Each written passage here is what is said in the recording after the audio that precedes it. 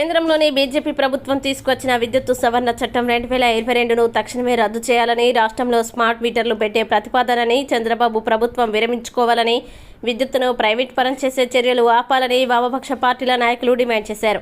August 28 విద్యుత్తు అమరవీరుల సంస్మరణ సభ సందర్భంగా విశాఖలోని జీవీఎంసీ గాంధీ విగ్రహం వద్ద వామపక్ష పార్టీల ఆధ్వర్యంలో బషీర్బాగ్ అమరవీరుల సంస్మరణ సభ జరిగింది. ముందుగా ఆగస్టు 28వ తేదీన ఉమ్మడి ఆంధ్రప్రదేశ్లో హైదరాబాద్లో జరిగిన ప్రదర్శనలో అప్పటి ముఖ్యమంత్రి నారా చంద్రబాబు నాయుడు జరిపిన కాల్పుల్లో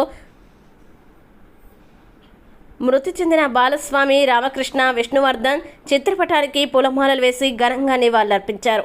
అనంతరం జరిగిన సభకి సిపిఎం పార్టీ విశాఖ జిల్లా కమిటీ సభ్యురాలు పి మణి అధ్యక్షత వహించారు. ఈ కార్యక్రమంలో సిపిఎం నాయకులు బొట్ట ఈశ్వరమ్మ, జి అప్పలరాజు, వైరాజు, గౌరేష్, కుమారి, జ్యోతిశ్వరరావు, విజయ, అప్పారావు, చంద్రశేఖర్, నరసింగారావు, సిపిఐ నాయకులు మన్మథరావు, అచ్యుతరావు, కాసుబాబు, కాసులరెడ్డి తదితరులు పాల్గొన్నారు. ఆంధ్ర ప్రజల వంచిన చంద్రబాబుని దిరించి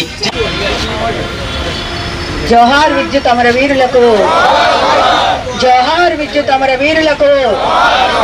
సాధిస్తాం రామ్ అమరవీరుల ఆశయాలను. కరెంటు ప్రైవేటీకరణ ఆపాలి. అదానీ చూపి తెలుగు జాతి పౌరుషాన్ని తూటాలకు ప్రాణాలను ఇచ్చిన జోహార్లతో అణిచిన ఉద్యమాలు ఆగున, ఉద్యమాలు ఆగున. బలి త్యాగ చరిత మారుణ, త్యాగ చరిత మారుణ.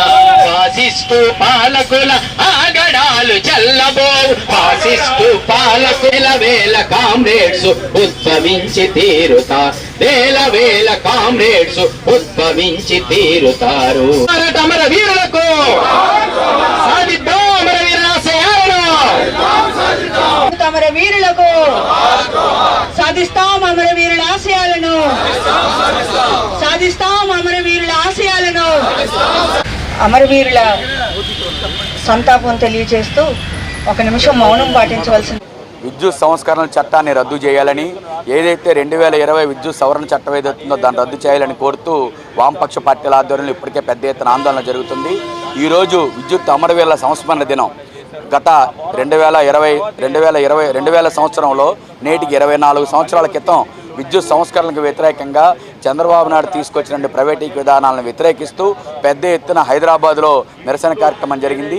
ఈ నిరసన కార్యక్రమం మీద అప్పటి చంద్రబాబు నాయుడు ప్రభుత్వం నిరంకుశంగా వ్యవహరించి అక్రమంగా వాళ్ళని కాల్పులు జరిపి 3 ప్రాణాలని బలిగొన్నది. అందులో విష్ణువర్ధన్ రెడ్డి, బాలస్వామి, అలాగే రామకృష్ణ అన్నట్టు 3 యువ కిషోరాలు పట్టణ పెట్టుకున్నారు. ఆ రోజు నుంచి నేటి వరకు ప్రతిరోజు వారు చనిపోయిన రోజుని విద్యుత్ అమరవీరుల సంస్మరణ సభగా మనం జరుపుకుంటూ ఉన్నాం. నేటికి 24 సంవత్సరాలు అయినా సరే ఆ విద్యుత్ అమరవీరుల స్ఫూర్తితోటి పోరాడుతూ ఉన్నాం. భవిష్యత్తులో విద్యుత్ సంస్కరణలు తీసుకొని వచ్చి విద్యుత్ ఛార్జీలు పెంచి విద్యుత్ సంస్కరణలు మళ్ళీ ఇప్పుడు తీసుకొచ్చిన విద్యుత్తును మొత్తం కూడా అదానికి అప్పజెప్పాలి, కార్పొరేట్ కంపెనీకి అప్పజెప్పాలని చెప్పి నరేంద్ర మోడీ ప్రయత్నం చేస్తుంది. అందులో భాగంగానే స్మార్ట్ మీటర్లు పెడుతూ ఉన్నారు. ఇటువంటి స్మార్ట్ మీటర్లు పెట్టే ప్రతిపాదన విరమించాలి. రైతుల వ్యవసాయానికి పంపు సెట్లకు మీటర్లు పెట్టే ప్రతిపాదన విరమించాలి. రైతాంగానికి, గృహోపయోగాలకు ఉచితంగా విద్యుత్ ఇవ్వాలి అని చెప్పేసి మేము డిమాండ్ చేస్తూ విద్యుత్ సంస్కరణని పూర్తిగా రద్దు చేయాలి, విద్యుత్ అందుబాటులో ఉండాలి ప్రజానికానికి అని చెప్పేసి డిమాండ్ తోటి విద్యుత్ అమరవీరుల సంస్మరణ దినం సందర్భంగా శపథం చేస్తూ ఉన్నాము. భవిష్యత్తులో విద్యుత్ ప్రైవేటీకరణకు వ్యతిరేకంగా ప్రజానికాన్ని సమీకరించి పెద్ద ఎత్తున ఉద్యమం చేస్తాం. చంద్రబాబు నాయుడు గారు ఈ సంస్కరణని తక్షణం ఆపాలి, నరేంద్ర మోడీ ప్రభుత్వం ఈ సంస్కరణ తక్షణం ఆపాలి. లేకపోతే గతంలో ఏ రకంగా 2000 సంవత్సరంలో ఉద్యమం జరిగిందో అంతకంటే పెద్ద ఎత్తున ఉద్యమం జరిపి ఈ సంస్కరణను వ్యతిరేకిస్తామని తిప్పికొడతామని హెచ్చరిక చేస్తాం.